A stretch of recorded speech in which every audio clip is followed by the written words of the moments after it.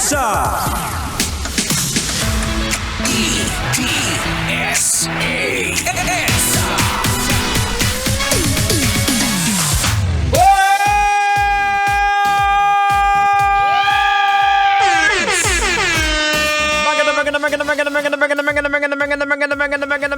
Magandang gabi!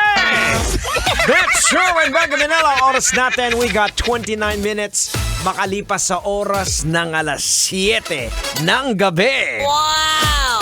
Alright daw. Uy, panawagan po muli sa ating maswerteng winner sa ating Love Knows No Boundary na si Jimboy Ferolino ng UB Express.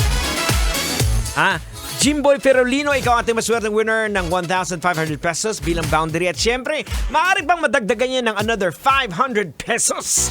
Yan ay kung makakarating ka dito sa loob ng 2 oras at ang deadline mo. Dahil tinawag kita ng 6:32, 8:32 ang ika nga ang iyong deadline. O, diba?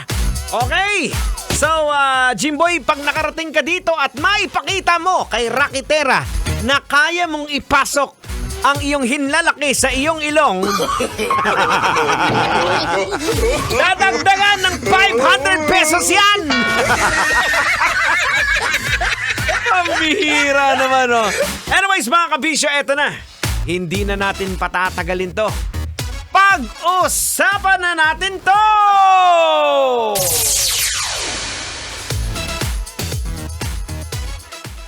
Usap-usapan ng isang post mula sa isang TikTok video ng isang anak na dismaya umano sa kanyang ina. Oh no! Dahil hindi raw nagustuhan ang regalo niyang hikaw. O mababasa pa sa text caption na bumili raw ng earrings o hikaw yung uploader para sa kanyang ina at ipinabigay sa kanyang kapatid. Ang sabi, then my sister told me na sinerch pa raw ni mama yung price at sabi fake at Makati yung Makati nung sinuot niya kaya di niya daw gagamitin at ibalik na lang daw sa akin. Ako na lang ang gumamit. Oh no! Inaamin naman ng anak na 399 lang ang bili niya rito. Subalit ang nanay raw niya ay nag-expect ng gold at mas mahal. Wow! Okay, Tang, hindi na natin patatagalin to. Logican na natin to. Ano pang hinihintay mo? Logican mo na yan! Logika na yan! Logika na yan! Alright mga kabisyo, logica na yan. Anong leksyon ang ating mapupulot? Anong aral ang ating madudukot?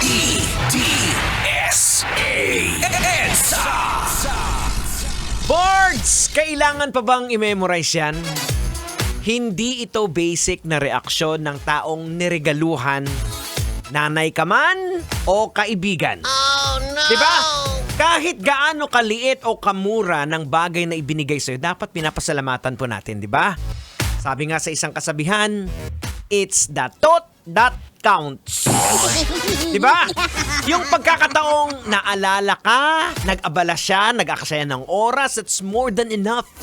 Kaya dapat mas i-value po natin ang mga bagay na binibigyan po ng oras o binibigay sa atin, especially yung mga personalized na ginawa nila kasi talagang inaksehan nila ng oras yan no matter what is the cost, diba? Mura man yan or what, diba? Kahit pinipinatansan pa yan. Pero tapos hinulma yung pangalan mo, that's big enough. O wag lang humulma yung mukha mo na pinipi. Gagawa na, kasi para sa akin, niregaluhan ako, pinipi na nga itsura ko, galuhan pa ko ng pinipi na tansan? Na mga kabisyo, logican po natin ha. Ang desisyon po ng nanay na ipabalik ang hikaw na niregalo ng anak niya ay dahil sa pagiging mura at hindi tunay na ginto ay maaaring dulot po ng kanyang mataas na pamantayan sa mga regalo, kultura o personal na pananaw sa halaga ng material na bagay. Maaaring hindi nasihan siya sa regalo dahil sa kanyang inaasahan kung paano siya dapat pinapahalaga ng mga ito. Isa lang naman ang dahilan kung bakit tayo ganito, di ba? So makinig na mabuti ha. Okay? Kaya tayo nireregaluhan, di ba? Dahil naalala tayo. Pero nagkakaganyan ng isang tao dahil sa mataas na pride. Di ba? Baka ayaw niyang malaman ng kumare niya na 399 lang yung hikaw na binigay ng anak. Di ba? Oo, samantalang yung kumare niya binigyan ng anak na 21K gold bracelet. Hikaw at kwentas, Japan Gold pa! Pambihira. Ay nako! Kaya ikaw, Boards, huwag mong padidikitin yung nanay mo sa mga kumaring mayayabang. Baka mahawaan yan! Patay tayo dyan! 34 minutes after 7 o'clock. Ito pa rin po ang programang EDSA dito sa 90.7 Love Radio. Kailangan pa bang i-memorize yan? Basic! Kailangan pa bang i-memorize yan? Love Radio. Basic!